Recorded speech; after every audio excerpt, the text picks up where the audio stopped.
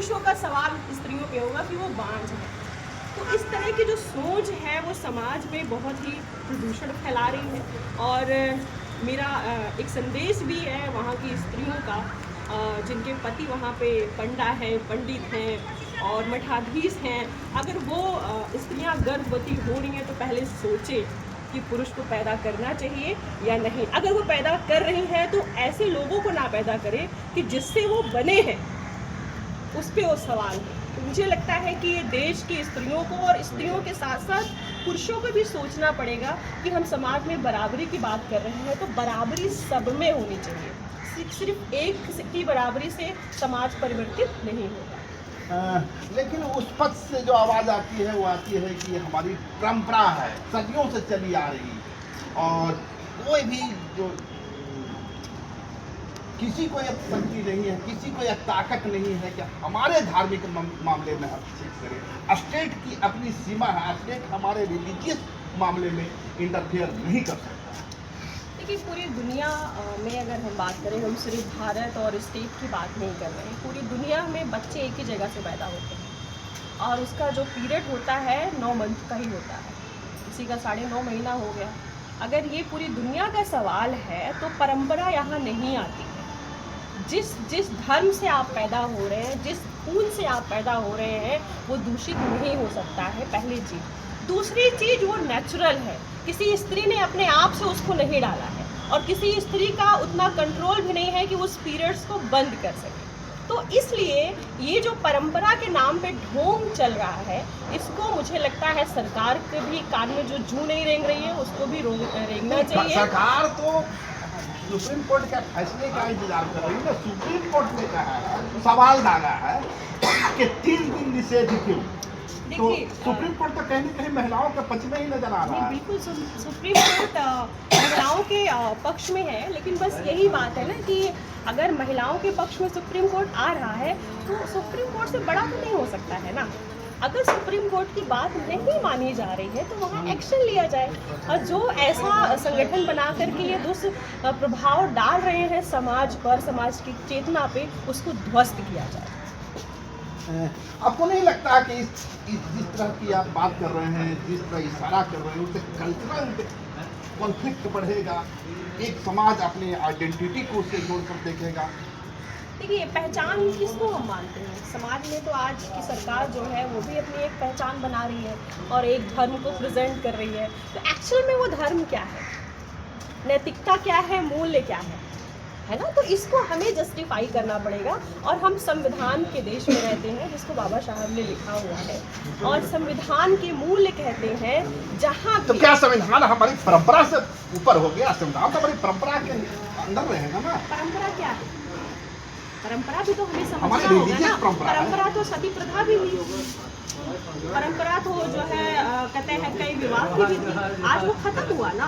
तो परंपरा जहाँ इंसानियत को खत्म करे, जहाँ वैल्यू को खत्म करे, उस परंपरा को खत्म करना चाहिए। तो आपको लगता है कि दक्षिण भारत की जो साबरी वाला मंदिर है, वहाँ जो परंपरा चल रही है, उस जेंडर इक्वलिटी पर एक सवाल है? जेंडर नहीं, इंसानियत पर सवाल है। इंसानियत पे जहाँ भी सवाल है, उस परंपरा को ध्वस्त कर देना चाहिए।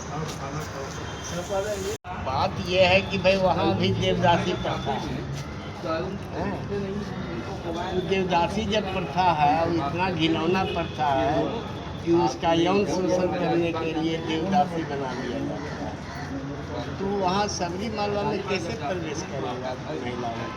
नहीं, आपके दृष्टिकोण से प्रवेश उचित है या बिल्कुल गलत है। प्रवेश गलत है? प्रवेश गलत नहीं है, उसको रोकना गलत है। अच्छा।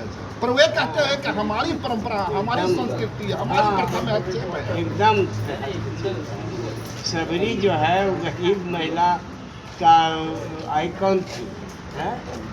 और वो राजा रामचंद्र के जूठा बैठ खिलाई थी और उसका अगर मंदिर बना है, कुछ भी बना है और वहाँ प्रवेश वर्जित है महिलाओं का, इससे घोर अन्याय और क्या हो सकता है? पर वो तो सबरी वाला जो है अदप्पा का मंदिर है ना, भगवान राम का मंदिर तो है नहीं। और भगवान अदप्पा जो थे वो ब्रह्मचारी थे, श्री रामचंद्र तो वैवाहिक पुरुष थे ना। खैर हम तो गए नहीं है वहाँ, देखे नहीं है।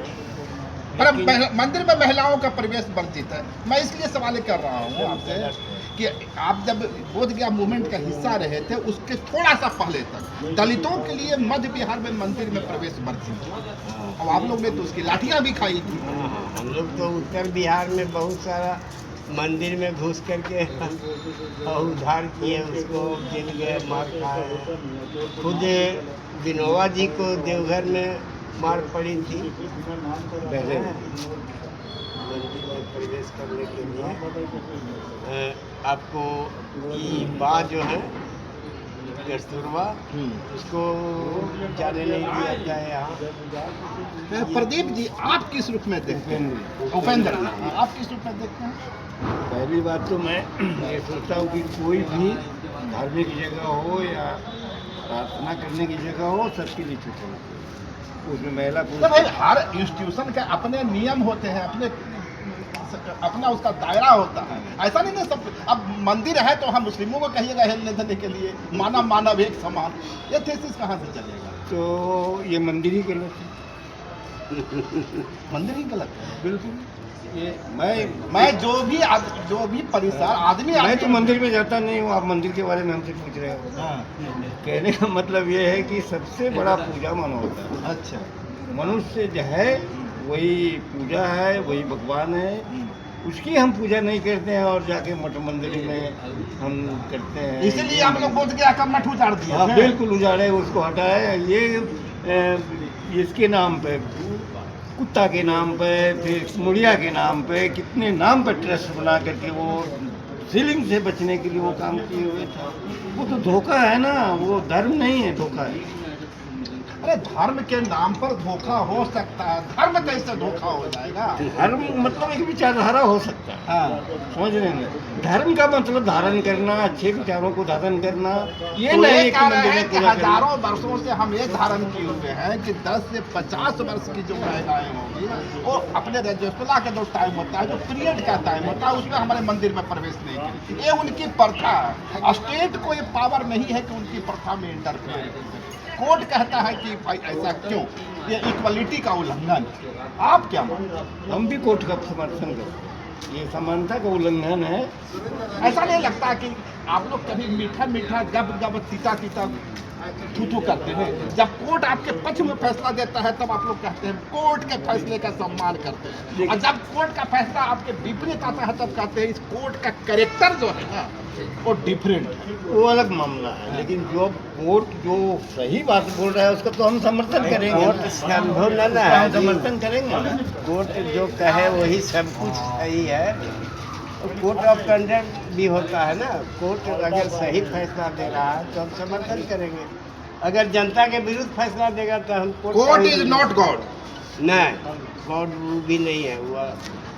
और आजकल तो कोर्ट में 10% लोगों का वहाँ कॉलेजियम सिस्टम।